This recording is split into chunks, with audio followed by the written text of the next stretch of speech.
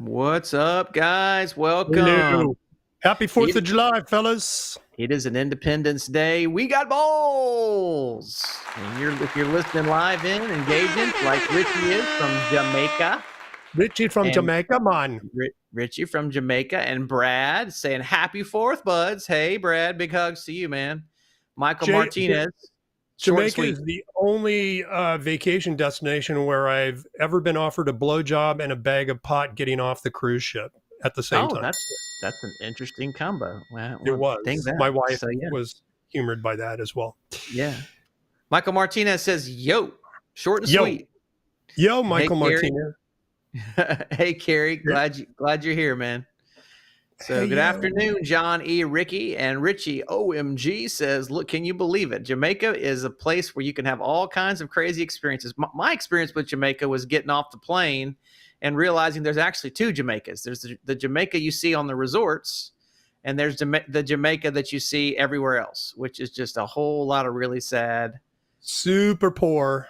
Yes. Super poor. Harry's freeballing today. Happy freeballing Friday, he says. What's up, guys? Hey, Randy. Hey, Daniel. Richie, we're a full-service destination. Man. Hitting it hard. I do like Jamaica, though. They have some good scuba diving around there. Yeah, it's great. Beautiful place. So Richie says we're not all poor. That is correct. It's just the parts that I was driving through in like Mobay and Ocho Rios that were like. Speaking of jerking, jerk chicken is delicious too. Oh, it is good. I do love the jerk chicken. So I've had some good Jamaican food. So I love the Caribbean. All right, what are we talking about today? We're not talking about the Caribbean. We're not talking about vacation.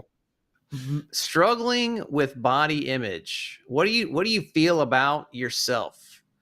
What is the by self, your physical self? What are the things that you wrestle with in your physical body that you struggle with? And that's our big topic of conversation. And we've got some poll questions coming up hopefully here in a little bit to engage you on the chat. What are the things that are in your wheelhouse that you're struggling with? And the first one that I would just like to pose to the guys is, do you like the way your body looks? Yes or no?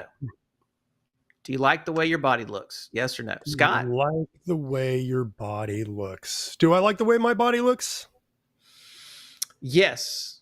Do you like, answer the question. For the most part, yes. I have some problems with certain areas of my body, but for the most part, yeah, I'm fairly content with how I look. I'm going to be 63 next month. I just had my body fat tested yesterday. I'm down to 13.6%. So that's gone down over the last couple months, a couple of percentage points. So I feel good about that. I wish my stomach was a little flatter, like it was when I was 18. I'm going to point out I have a big nose. So yes, well, join the Big Nose Club. This is the Big Nose Podcast right here. But our noses get bigger as we get older, right? Yeah, and our ears, and our ears grow hair on them like Yoda. Yeah. Brad says this episode was made for me, and I think it's made for a lot of guys, and we're going to talk about why that is, because a lot of guys really struggle with feeling like they're they like their body. Randy answers the question, no. Michael Martinez says, no, I don't like the way my body looks. So that would explain the Donald the Duckling comment. So Donald Ducking. He says he's Donald Ducking this freeballing Friday. I don't remember what Donald Ducking is. What is that? Yeah, I have to explain that. So, and Harry says no. And Richie says, I think I have body dysmorphia. He hit on one of the key terms we're going to get on today, Richie. Body dysmorphia. So for me, body dysmorphia means one thing. It means what I see in the mirror is not what is really true about me. What do you think body dysmorphia means for you, Scott? Yeah, I think, for me personally, it's meant that I don't think my muscles are big enough or my penis is big enough, even though both are more than adequate. And I get a lot of compliments on them from both my wife and other guys. And so, yeah, I think it's, it's like anorexia is a body dysmorphic disorder. They used to call gender dysphoria body dysmorphia because you look in the mirror and your body doesn't cohere with what you feel like on the inside. There's a lot of different ways that can be expressed. So you did some research on this, right? One of the ways that this is being expressed among young males today is they don't feel like they're big enough muscular. Everybody wants to have a superhero body thanks to Marvel movies, and kind of porn culture, I think also has to have contributed to that. Because when you look at a lot of professional porn, the guys have six packs.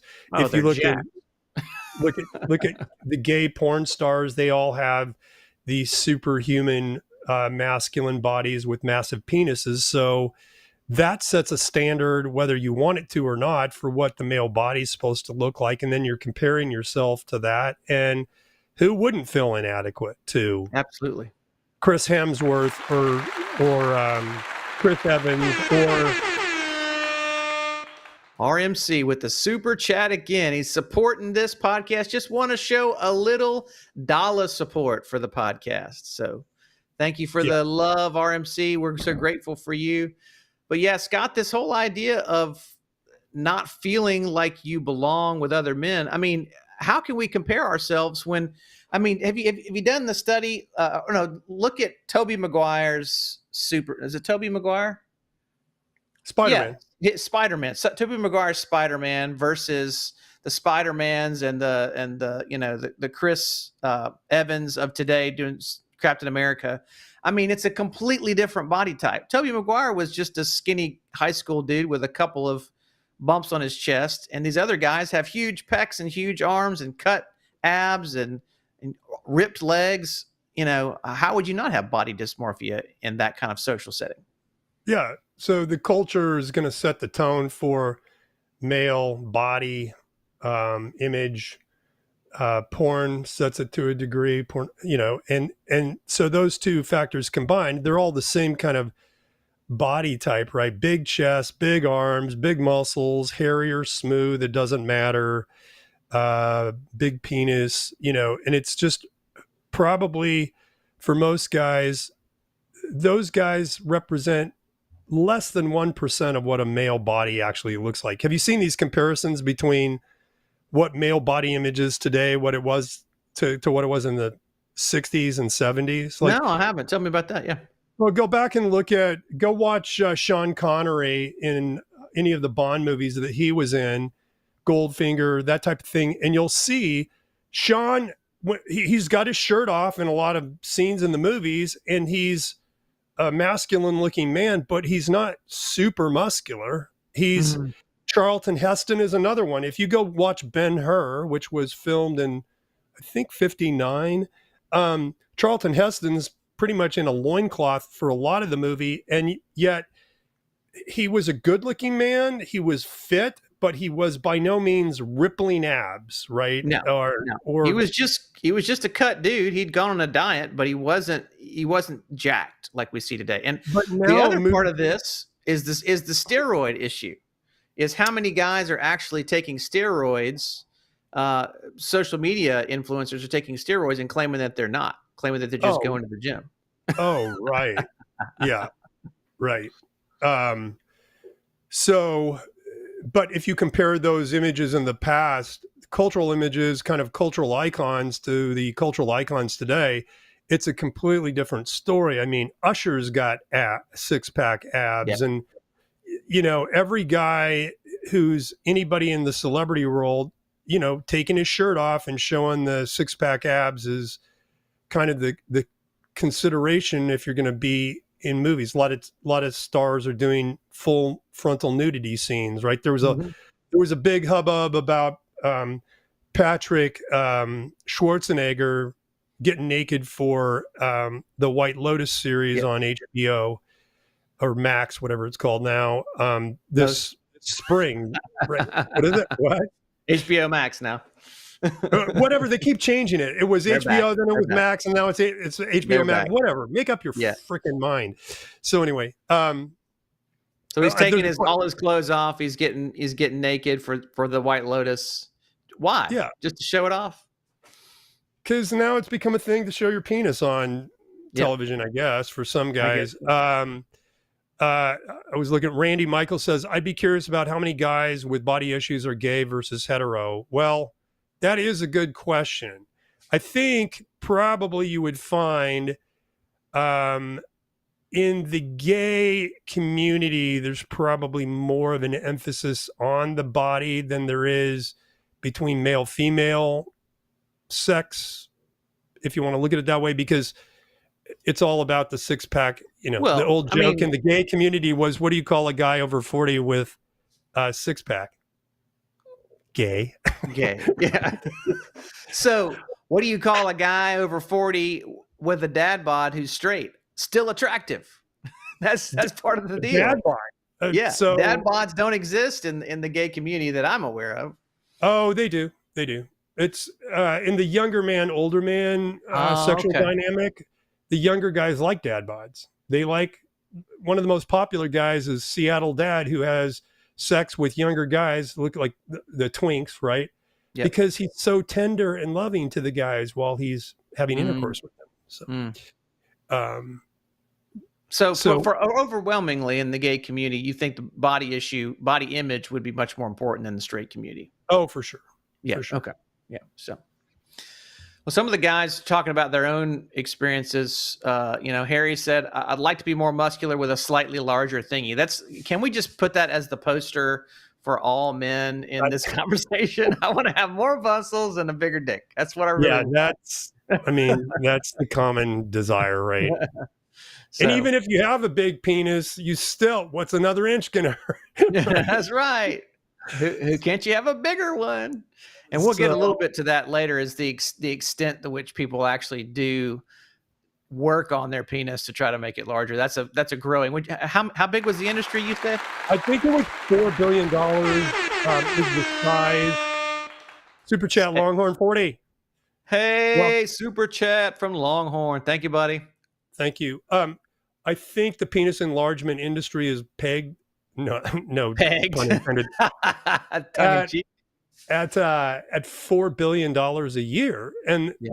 it's all playing off a sense of male inadequacy, because it's not coming from females. Because again, the research that's been done on this is 85% of females are completely satisfied with their partner's penis size, but only 48% of men are satisfied with their penis size. So what's the disconnect here? Why the penis size acceptance gap? Well, because men are continually bombarded with this image in porn that bigger is better. They're looking at that all the time, and it's a recipe for feeling inadequate about yourself.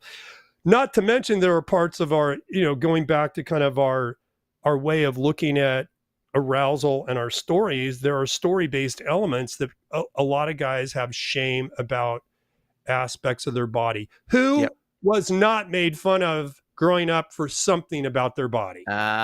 That should be a poll question. We should add that in there. How many of you were made fun of about your body at some point when you were young? We see if we can put that up as well. I don't think there's a person that wasn't made fun of for their body. I know. I'd be curious to see if that's a unanimous poll question or not, because I mean that's a great, and maybe as far back as childhood. Maybe you're a little pudgy when you're a boy and you get made fun of.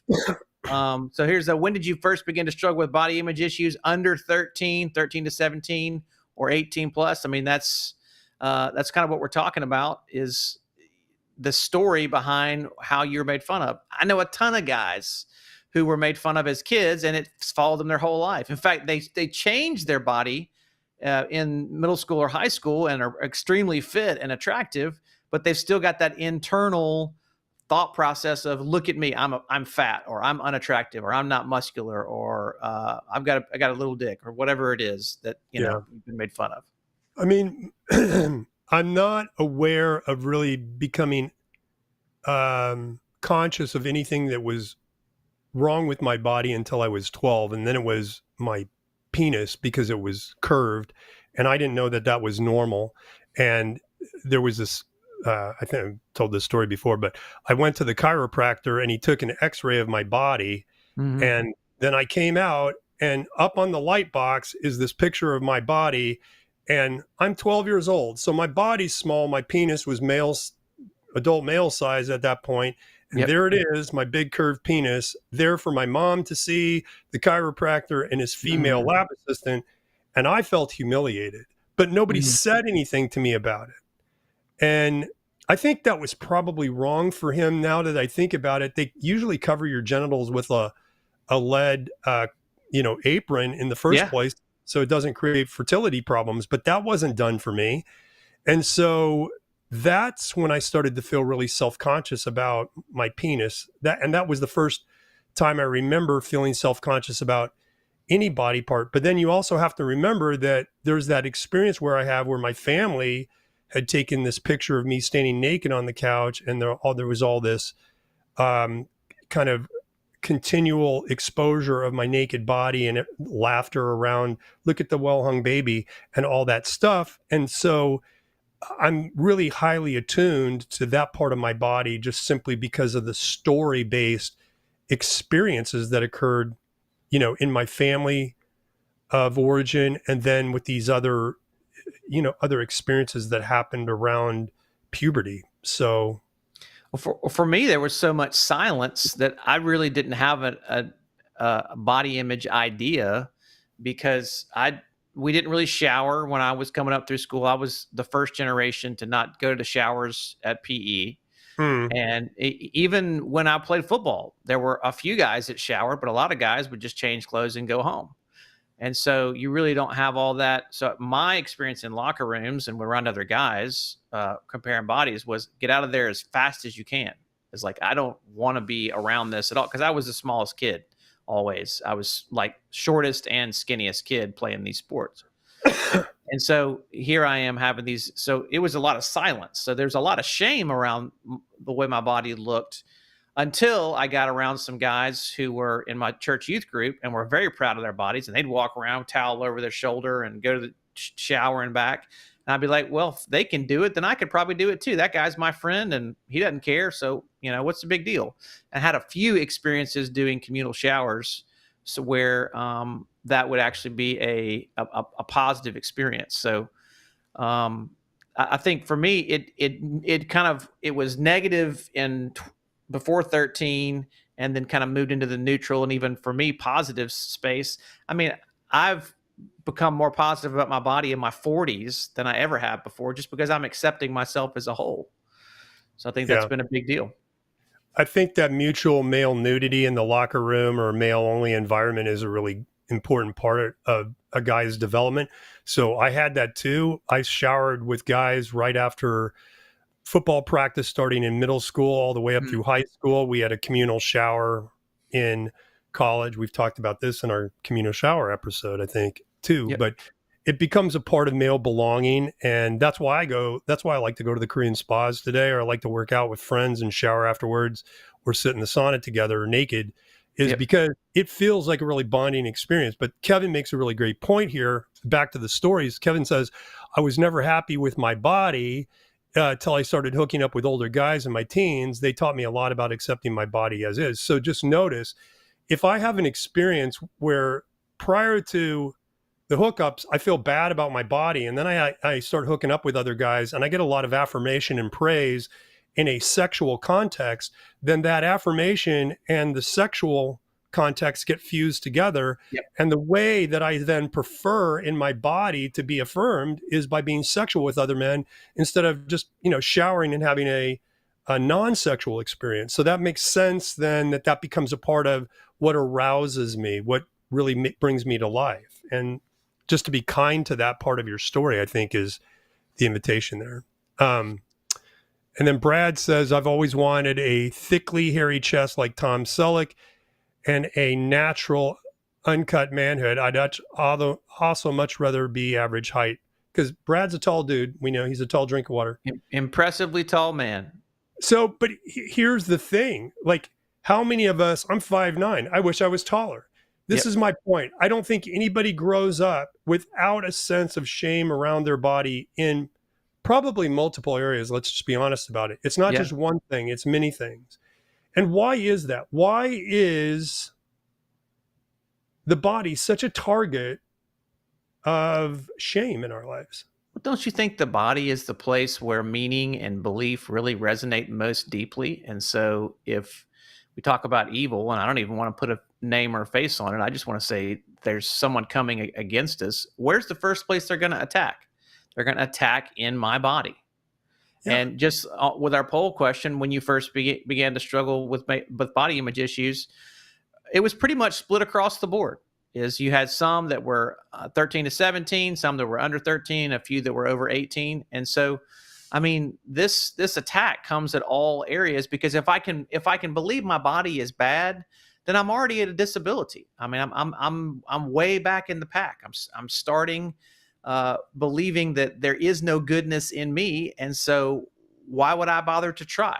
Because what's the point?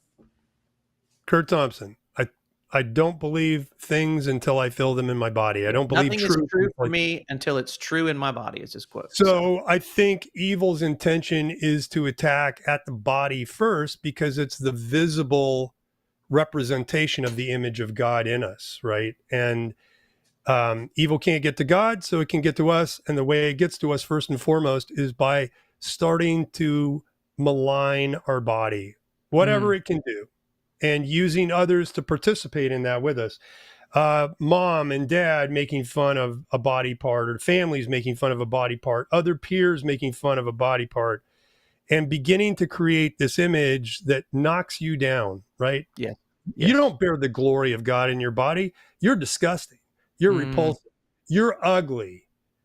You don't fit in. You've got a small penis. You're too hairy. You're not hairy enough. Right. I mean, it's always the other thing, isn't it? It's always the thing that I don't have. It's whatever you don't have, you will be made to feel bad about. Or whatever you have too much of, you will be made to feel bad about. So, So we got another poll question for the guys. What is the part of your body? What part of your body do you like the least? Chest, arms, stomach, penis. Could be other things too, but those are the top 4 things. Everybody likes their arms. Nobody's clicking the arms thing. That's pretty cool. So what are they clicking? They're clicking chest and stomach. Abdomen, baby, the core. Well, so that's coming from culture. Like, it is. Nobody 30 years ago was picking washboard abs as the thing that they were most ashamed of not having. That is the hardest thing to keep in shape. I mean, that's like, as you've learned doing diet and exercise, I mean, you basically have to starve yourself to get washboard abs. I mean, it's really hard to do that, especially when you get past 40. Either genetic. There are some guys that are genetically predisposed to be super lean. Yeah. They eat like shit, and then they still look great. Yeah.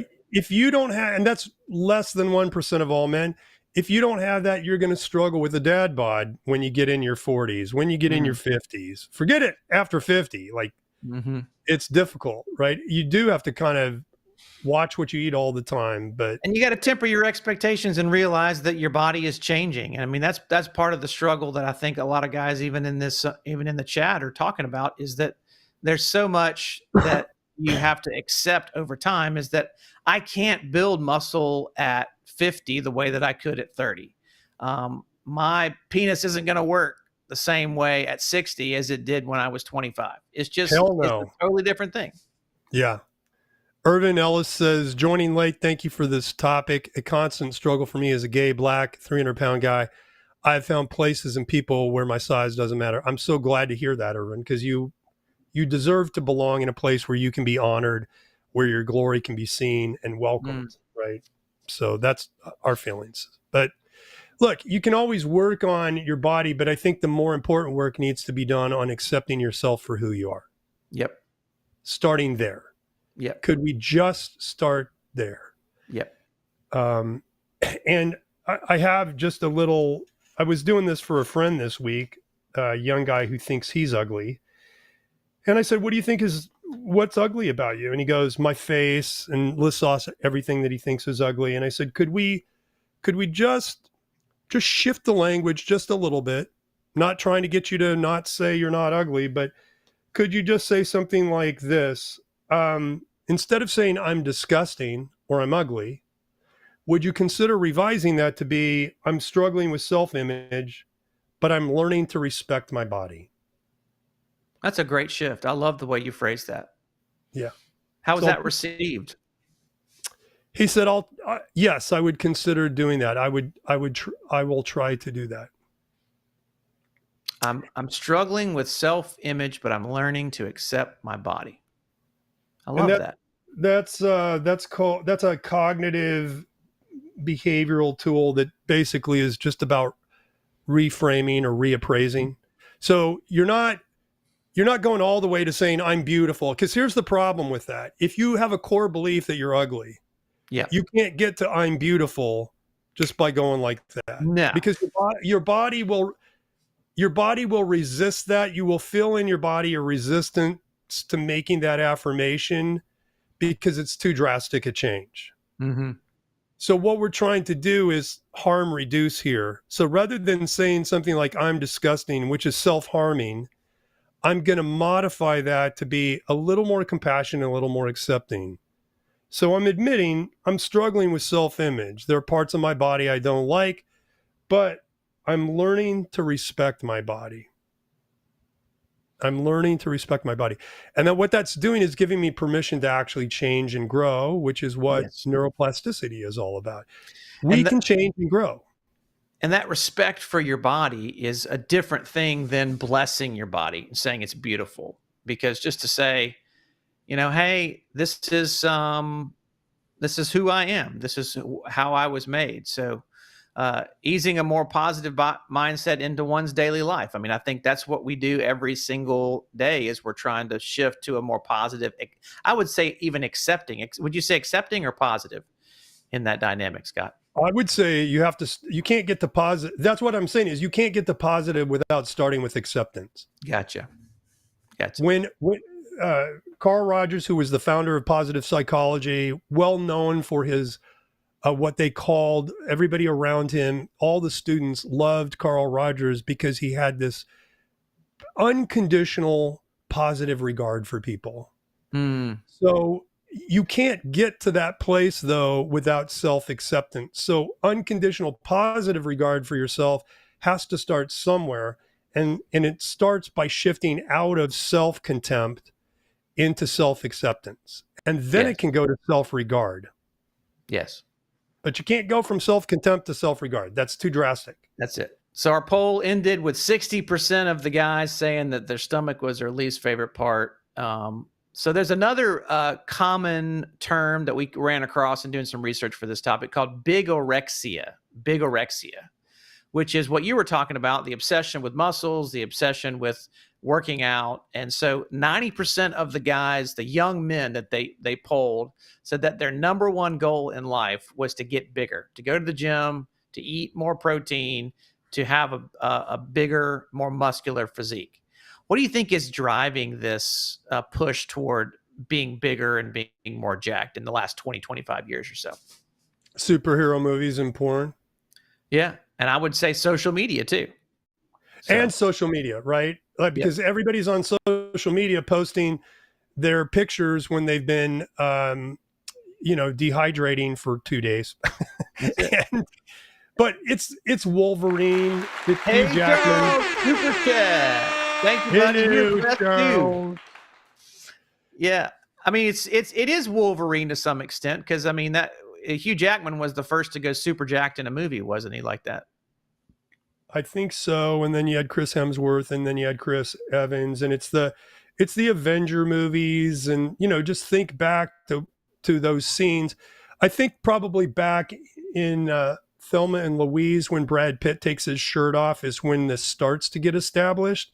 Yeah. Because that scene was really kind of blew up in popular culture at the time. This was before social media, but Brad Pitt back in the day had a really attractive body. Well, in Fight Club, he definitely had kind of a homoerotic attractive body. Yeah. But in Thelma and Louise, he was just a ripped dude. And so it started in popular culture there. But I think porn culture influences popular culture and popular culture influences porn. They kind of go back and forth with each other because there's a close alignment in the movie industry to the porn movie industry. It So is. they borrow Charles from says, one another. it is. Charles Soderberg, thank you again for the super chat. 56-year-old gay dude here. In my opinion, the constraints on image have loosened up since I came out. The look used to be tall, hairless, and fit. Now there are so many subcultures. My dad bod is finally in style. There you go. A little bit of acceptance. I like that. That's true. That's why I said the dad bod is in, particularly with younger guys. But Yeah. anyway, so that's the cognitive reappraisal that I would suggest starting with. And one of the things that you can do, we haven't done this in our groups. Well, sometimes I do it in my groups, not the way I'm going to, but we're going on this trip this week, Chris. And I was thinking maybe we could do this one of the days where we just have guys strip down to their shorts, if they have shorts, if they want to do this, and just stand in front of us, group of guys, and we tell them, here's what I love, like, or appreciate about your body. And then here's what I love, like, or appreciate about you as a man. And just have a time where other men reflect back to you. Here's the good I see in you. Yep. And I think that's kind of stage 2 in this process, where first I recognize that I have a bad relationship with my body. I have a very negative based relationship with my body. The way I talk to myself about my body is not healthy. I'm always cutting myself down. And so I first have to kind of diagnose, I have a bad relationship with my body. And then I have to go to having self-acceptance. I'm going to accept myself the way I am. Every part of me is welcome in my relationship with me. So, quick question on that statement. Pause on what you were saying, because Irvin Ellis says you might have touched on it already. Acceptance is hard for him because what's acceptable in media is perfect and pleasing bodies. So there's this artificial version of acceptable versus what you're talking about with acceptance, which is more about positive self-regard or willingness to be present with where you are and what's happening in your body. Unconditional positive regard. Okay. So Unconditional positive regard. I would say self-acceptance is unconditional positive self-regard. So I begin to accept myself. And again, you can use these cognitive appraisal tools by saying something like, I do not have a perfect body, but I do not have to have a perfect body to be a man among men. Yep. My body is good enough. Yes. We'll start to use language like good enough, so one of the cognitive distortions that we all fall victim to is this global perfectionism. Like, I have to be perfect. I have to have this. I have to have this. And I absolutize everything. So one of the things, this is another effective tool, is to do mirror work, which is called, you look in the mirror every day and say something kind or accepting to yourself, even if it feels fake at first. So, for example, I could look at myself and say, I'm learning to accept myself. I'm learning to appreciate my face. I like my nose. My nose is okay.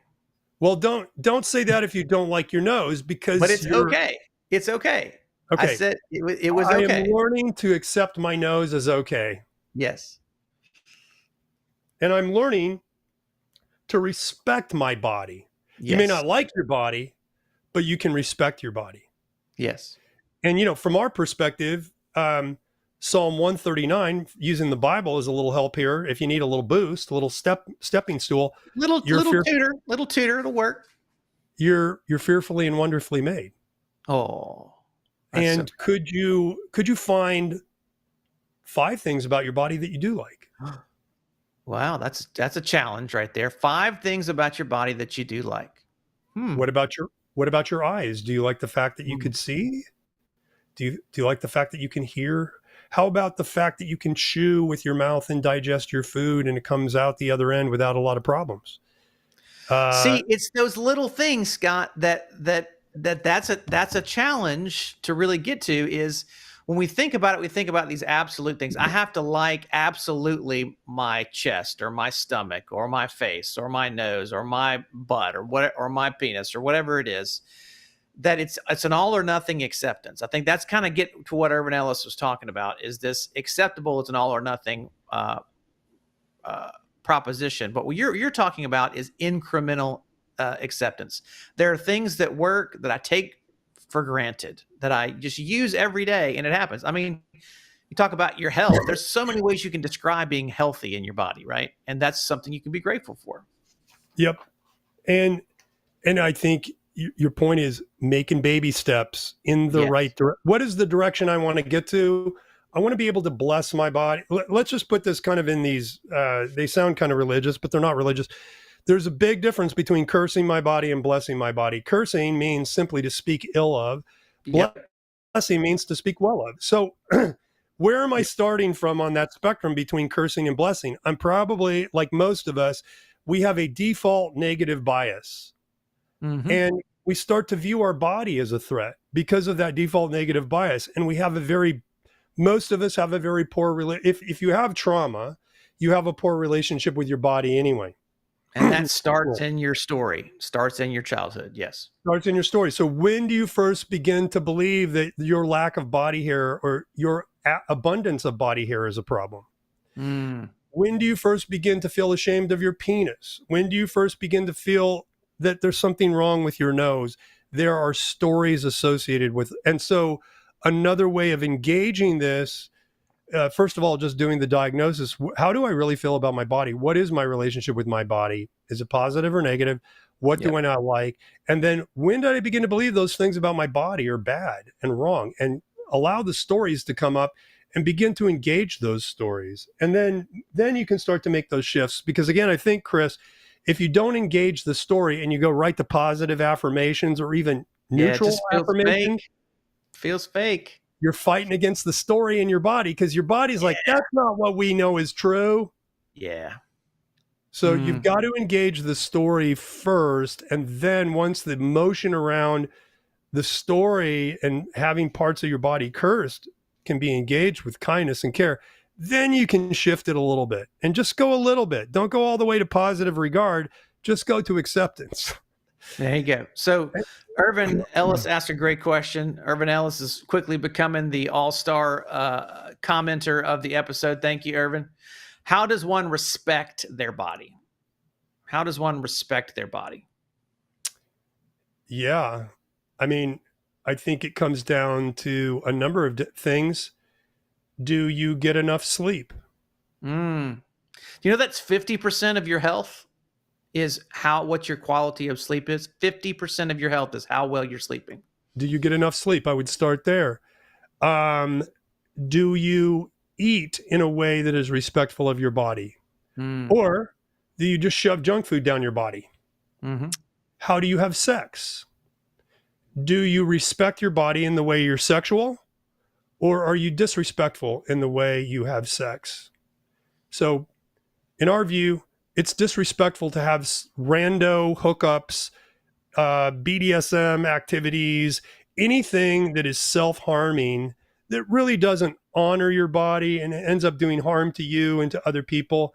Not so respectful of your sexuality or your body. Yeah. So we're going to take a position on that. We don't believe impersonal hookup sex is very respectful. We're for relational, caring, loving, playful sex. We're for relationship across the board to respect your body, whether it's peer-to-peer relationship, whether it's spiritual relationship, whether it's taking care of your own self and caring for yourself in a way that's kind and allowing others to care for you as well. I mean, so much of where we find ourselves now in culture is relationally disconnected, which another reason that this issue is so big in our day is because of things like social media. We see someone that we claim to have relationships with. Maybe they've gotten the body that we want and we become jealous of them, but we have no interaction with them. They're just a picture on a screen, or they're just someone that we follow. We feel like we know them, but we've not taken the time. And again, I'm not shaming anybody. I'm just saying it's good to take the time to get to know someone, because I don't other myself or them if I'm in a relationship with them. Yeah. So another way, just on the sexual topic, another way that I have particularly struggled in respecting and honoring my body is if I send pictures of my naked body to other people, am I really honoring my body when I do that? Mm, Or am I turning it into an object to be consumed by others where I'm using them to give affirmation to me and they're using me to get a sexual thrill? yes. So I've had to engage the parts of my story that led to that behavior. And to be kinder to myself is actually to go, no, I'm not going to share a picture of my penis with you. That doesn't feel safe to me. And it's really Mm, not honoring to me. mm-hmm. And notice it's about, I'm saying it's not honoring to me. It's not honoring to my wife for sure, but I'm not sure that that's a big enough motivator to stop it if I'm doing it for affirmation. I've got to start to engage. Yes. Why do I need that kind of affirmation, which is what you've helped me with, right? Yeah, Over I time. mean, and that's the part in our own experience, Scott, and that's why it's good to walk together because I can see things in your story that you struggle to see. You can see things in my story that I struggle to see, and when you have the more brains you have speaking into your story, the more connection that you have. RMC has a great comment. As I aged, I shifted to more on a focus to health and fitness and external approval, and I think RMC. I will speak for you a little bit. He's also shifted towards connection with other people. Best shape was in my 40s, but even in the gay culture, you're lacking some. Self acceptance is the key. And I can only get self acceptance in a real way from borrowing from you, accepting me. Now, how And hard is it for you to accept me? yeah, well, it's not hard for me to accept you at all. It's not. That's the whole point. That's the whole point is that you can accept me and I can feel that and borrow some of that and be like, wow, now there's some real truth here. So Paulie says, great chat. Isn't this more a North American cultural issue? Nude beaches are a great way to shed the insecurity. I don't have a problem with nude beaches being a part of that. But again, it's fairly impersonal. If I go to a nude beach by myself and I don't Mm-hmm. really know anybody there, there's an opportunity to be cruised, or I could be using it again for affirmation from people that are objectifying me. So I would be more in favor of going to a nude beach with a group of friends or my wife and friends or whatever.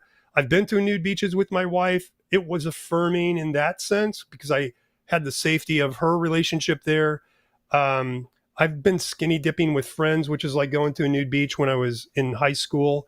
And I found that to be very affirming. So again, there are other things that you can do. I think having other men in particular involved in our experience of blessing our bodies is important, Yes. which is why I wanted to talk about doing this possible exercise at the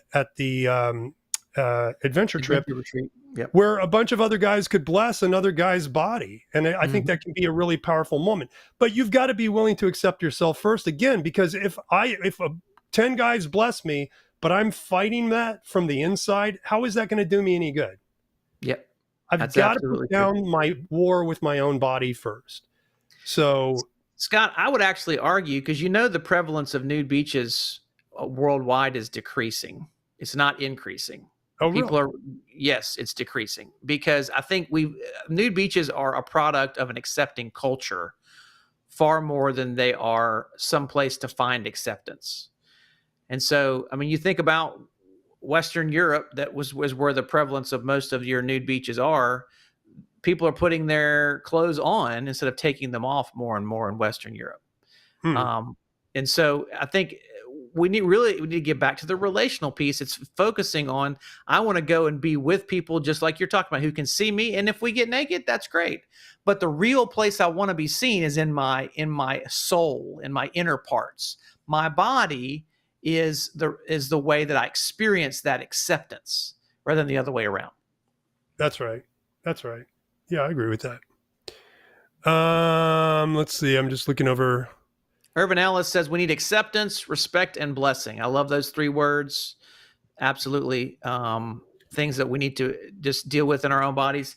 The one final thing that I would address on body image is the way to back into accepting your body is slow. It takes time. And I think when we get to the place where we want a quick fix for this, we're not going to find it. There's not, I mean, we talked about, penis restoration, foreskin restoration, penis pumps, all the things that even when you do those kind of things, I mean, it takes years and years and years to see any efficacy in that type of therapy, if you want to call it that.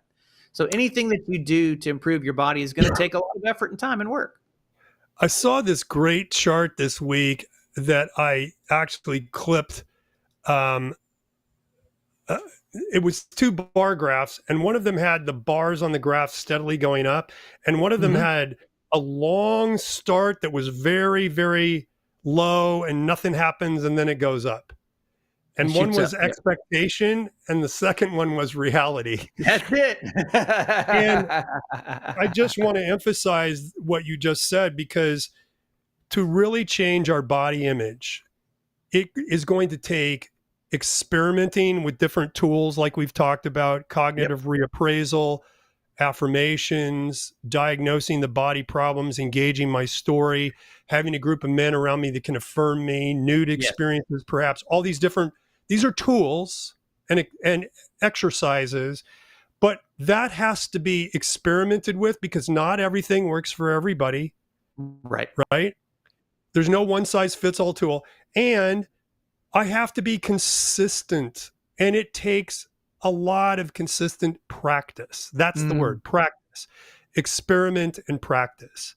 And most guys want this magical solution, and there isn't. Oh, they want they want everything to be magic because it requires no work, but it's the work that brings the change, not the result. Beware of the thing that gives you maximum pleasure with minimal effort. It is a Snake oil. trap. Snake oil. It is a Paulie has trap. a great question. Have you ever been objectified and not enjoyed it? It Oh, doesn't mean you have to act on it, but it does help your confidence. I don't really rely on it, but it is affirming. Do you agree with that statement, Scott? I mean, I feel creeped out by it. Honestly, I've had it happen numerous times where guys, I've been at a gym showering, and this happened a couple years ago here at a very, very high end gym that I was going to. I was with my best friend at the time, and the guy across from me was looking at me through the crack in the thing in the stalls, which were frosted glass. But he was looking, I caught him looking, and I could tell that he was masturbating. And I got as quick as I could because it felt really like an invasion of privacy. Mm-hmm. I felt like an object. Yeah. Now there's a difference between complimented and objectified. I've been Yeah. complimented and it has helped my self-image, but whenever I've been leered at or looked at in a usury way, it has not helped my self-image. It's made me feel less than Yes. personally. Yes. So I think that's the way to pay attention in your body to what happens to you when somebody interacts around your body. Do you feel enlivened? Do you feel uplifted? Do you feel open-hearted? Or do you feel a churning, an Yeah. unpleasant sensation, like something was just done to me, right? Yeah. Something was taken, not Something something was was given. taken, and it wasn't taken voluntarily. Right. So, yeah. There's a lot in that. It's a great question to end on. So, guys, we have some sad news. If you're listening, cherish this episode because we're going to be out. We're not going to be out skipping you guys. We're going to be out connecting with men and having an adventure out in Colorado. And so we're going to look forward to sharing with you when we get back. I think we'll be back on the 18th. July 18th will be our next episode. Live. Which is Friday, July 18th. It'll be a Q&A, and we'll probably do a recap of the adventure trip that day. And maybe if we can have somebody from the trip to be able to join us, we'd love for that to happen. We're not promising anything, but we'd love to be able to share with you what we learn in the mountains of Colorado as we get away and do these very things that we're talking about doing. So if you want to join us, go to wegotballspod.com for upcoming events. Shortly after this next adventure trip, Scott, we hope to have some information about the next year's adventure trip if you want to join us for that. So we want to be able to get people in on that and pre-register and maybe even have a payment plan so you can put it in the budget and join us in 2026. So, and then we do have a weekend story intensive, or are we calling them that? What are we calling that? We're calling it the We Got Balls Intensive for a select group of guys. If you want to go on to the wegotballspod.com and click on the intensive tab, you can schedule a conversation to talk about whether that's a fit for you, and we'll And let you know all that's the if you're details. really stuck and you're really needing an intense weekend of focus. And then we Yeah, have a weekend story retreat planned for Gulf Shores, Alabama, the last part of October yeah, that is October 30th. available to sign up for, as well as our December one is up too, isn't it? Exactly. Both of those are up on the site. You can sign up for those who want to fill those up and you want to have these experiences with guys just like you. So if you're listening to this, by the way, if you are listening and you haven't smashed that like button, hit that like button for us before you log off. Just And remind YouTube. subscribe. You can subscribe, baby. And just remind YouTube of the great content. We're so grateful for you guys. Thank you, Urban Ellis, All-Star of the Day. Glad you're here. You said we've had years of loathing our bodies. We're not going to change in months. My journey started in December 2024, and I'm still a work in progress. So we're looking forward to continue to seeing guys just like you, Irvin, grow and heal. And JP says, hey, guys, signing in. Glad you're here, JP. Better late than never, buddy. Glad you're with us. Well, that's it, guys, for this Friday episode of We Got Balls. We'll be back on Friday the 18th, so you're going to miss us for next Wednesday and Friday and the following Wednesday, the 16th. But be looking for a recorded episode that we're going to drop next week. So we'll have some content for you to consume. Yeah. We won't leave you hanging completely. But hanging whichever way you want to hang, because that's what we do right here on We Got Balls. And you do too. See you soon.